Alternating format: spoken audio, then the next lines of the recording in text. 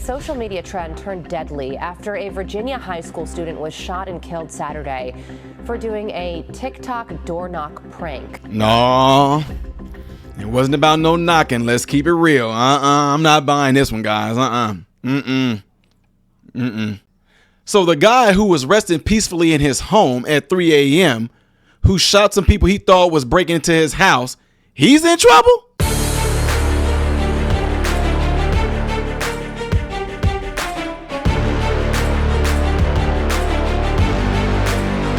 How are you guys doing, my American brothers and sisters? Welcome to the channel. I am Ty Smith. You're watching my channel, Modern Renaissance Man, in which I'm greatly appreciative of. Make sure you guys are following me on the platforms that you see above and below. Hit the thumbs up button. That way my content can stay consistently recommended to you. And if and when you do subscribe to the channel, click the bell notification. That way you will be notified when I post. And don't forget to go to my other YouTube channel that is called Man, Husband, Father. All right. There is content on there right now. I'm going to try my best to post 1 or 2 videos a week. There are 2 videos up there right now. So make sure you go over there and get into it. That way when we do go on with further episodes, you won't be left behind as to, wait, why'd you say that? So you get to get the foundation a little bit there. All right, folks, we got to talk about this, guys, because, oh my goodness, if it just, oh my God, y'all, the minute one little thing come out to almost divide us on race, another thing happened. You got the Carmelo Anthony Metcalf issue that came up.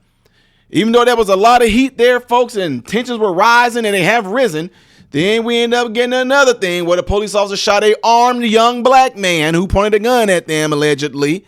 His dad goes and mow down a random cop that didn't have anything to do with shooting his son. Racial tensions rises again.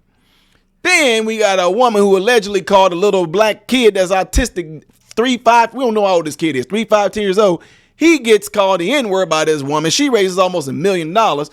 It blows up and everybody's talking about it, things like that and sort. I covered it last night in case y'all didn't know it when I did my video last night with Piers Morgan, challenging a woman to say the N-word live on the air. And that went crazy, whatever like that, right? It ain't even died down yet. And now we got it to where these young kids were going playing nigga knocking. Let's keep it real, y'all. That's what I known it as. They go and do this because it's a TikTok trend. But y'all, it's more to this story than what they saying. I'm telling you right now, I already know it is. Check it out. 27-year-old Tyler Butler was charged Tuesday with killing 18-year-old high school senior Michael Bosworth Jr. So in order to prevent another tragedy like this, how can families talk to their children to make them think twice? Family therapist Tom Kirsting joins me now. Tom, thank you so much for joining us to talk about this. I mean, this is every parent's worst nightmare. This 18-year-old thinks he's doing something innocent and funny. He winds up dead, and now 2 parents are in mourning and will never be the same. Yeah, it's so sad. I counsel, a lot of teenagers at my private practice, and I've had kids recently that tell me they do this. They go out and do the ding-dong ditch. But the real issue is with social media now, and especially young, vulnerable minds that are just trying to fit in. Kids, teenagers by nature like to do what everybody else does. They kind of follow the crowd. And it creates these trends. And, unfortunately, these things can end in tragedy. So parents really need to sit down and have conversations, talk to your kid about this situation, about the potential consequences of doing actions that teenagers do. Yeah, what more can parents say, though? A lot of times when you're a teenager, the last people you want to hear from are the adults in your life, like the parents and the teachers. That's true. That's very true. So it's got to start young. We have to get back around the dinner table, with our children at a young age. Raise them the right way, raise them with values, have deep, meaningful conversations with them so that we prepare them when they reach adolescence, to be better decision makers. Yeah, and also maybe raise them with self-confidence. I mean, build up your kids so that they don't follow the crowd and they feel like they can be their own individual. I'm so glad you said that because I talk about that all the time. We hear anti-bullying, anti-this, anti-so-and-so. What if we teach pro-confidence? Now, a kid that is confident, truly confident, not an easy task, it becomes relatively immune, to have to do what everybody else does, getting involved with, doing drugs and things like of that nature, or drinking.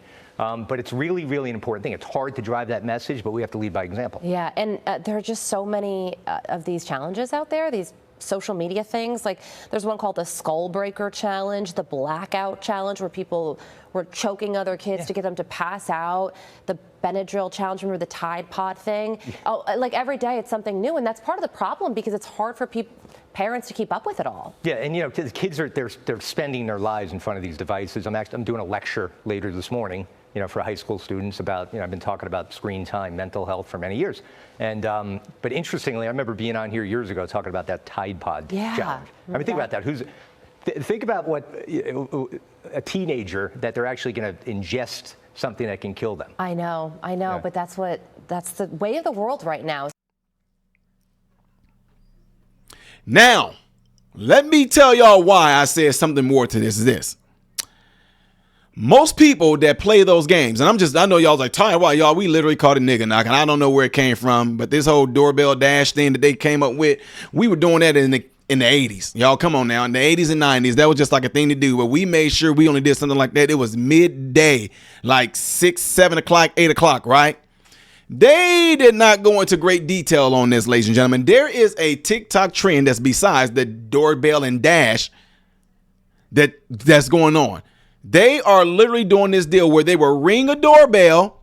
If nobody shows up, they find a way to get into these people's houses and they film themselves breaking into somebody's house and going, oh, I'm in somebody's house. Da, da, da, da, da, da, da. And then they go on and run to somebody else's house and try it the next time with someone else's home.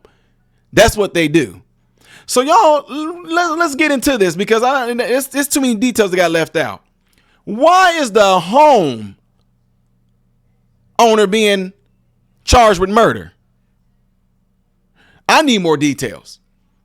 And it don't look good again because he just happened to be a black man who was doing the right thing. He's a concealed carry. He has his permit. You need to ask yourself, if this man was in his home and he shot them, what was going on? What happened? And don't try to make this about no race thing because that's not what this is about. I'm just telling you what y'all would end up doing. This is all about doing something stupid like a prank like this. And now your life is lost. And now the ones who got shot, although you can look at them as being the victim, I hate that the young man lost his life. Guys, they're not the victims. What the heck are y'all doing 3 o'clock in the morning to go do doorbell dash? And then they claim that they showed the police, one of the friends showed the police earlier a video of them doing it at another spot. My thing is this. You don't know what that man has been going through. The homeowner, the person in the house, whether he's a homeowner or not, whatever. You don't know if this man got PTSD. You don't know if this man ever been, violated. You don't know if this man actually ended up having bad run-ins. You don't know if this man was in his house and he has some run-ins with people from anywhere and he's fearing for his life and he's paranoid. You don't know just don't know what's going on with this man. You don't know. But to show up at his house at 3 a.m., let me tell you something. If it was called doorbell and dash, why is it that recorded in y'all phone? You showed the police them ones y'all did earlier. Why wasn't this one recorded in the phone? Unless something new comes up. Because I'm telling you right now, from what a lot of people have said that know these guys, that goes to school with these guys, and y'all know stuff that went out there, and it could be rumor, I'll give you that. But they said no, they were doing this thing where they would ring the doorbell, and they would kind of run away.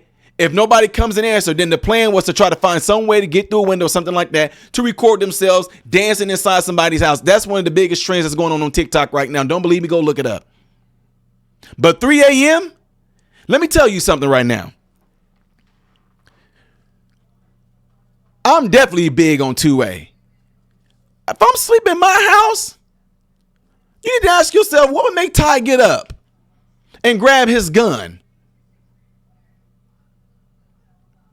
Because I tell you what, ding, ding. Okay. Oh, wait, babe. It's 3 a.m. Yeah, I'm going.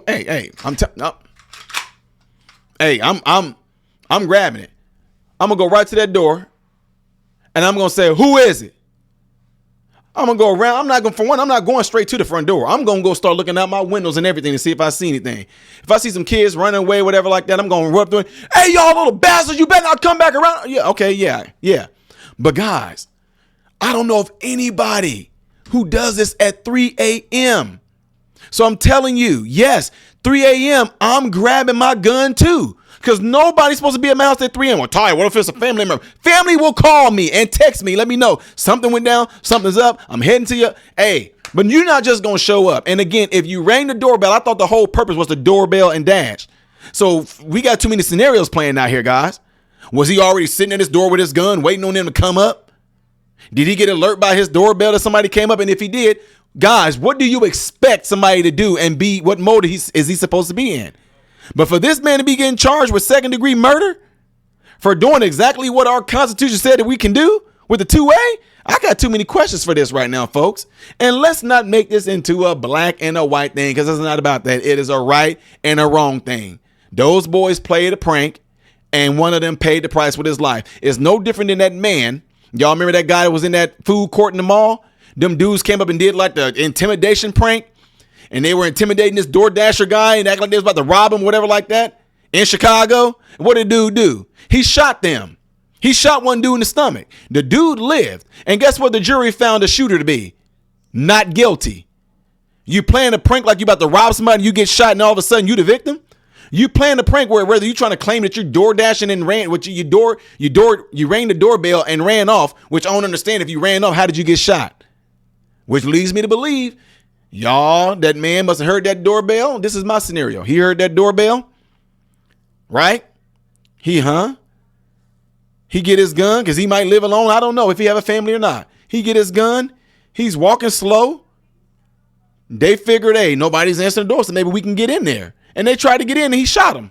I'm just saying, I don't know. I'm just giving y'all a scenario because it makes no sense to me how you can ring a doorbell and take off. We did it all the time when we were kids, guys, but it was always like midday. We'll boop, boop, take off running. And while we running somebody, y'all little mother effers, we hear something like that.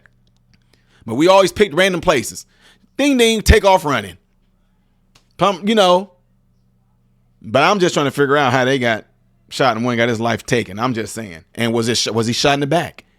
See, there's too many questions. Was he shot in the back? Was he shot in the chest? Where was he shot at? And where was the point of entry and exiting, if they did exit? Because that would answer a lot of questions for us, okay? All right, y'all tell me what y'all think about this. Leave it in the comments below after this video to let me know, all right? Don't forget to do what you see in this animation right here. That would greatly help my channel. If you want to see the next video that I will be doing in chronological order, most likely will be the one up there, things I did as of yesterday, or right here. I am Ty Smith, model Renaissance man, and I hope and pray that every last one of you have food, shelter, and clothing. Most of all, praying every last one of you guys are in great health, mentally, physically, emotionally, spiritually. God bless you all through Jesus.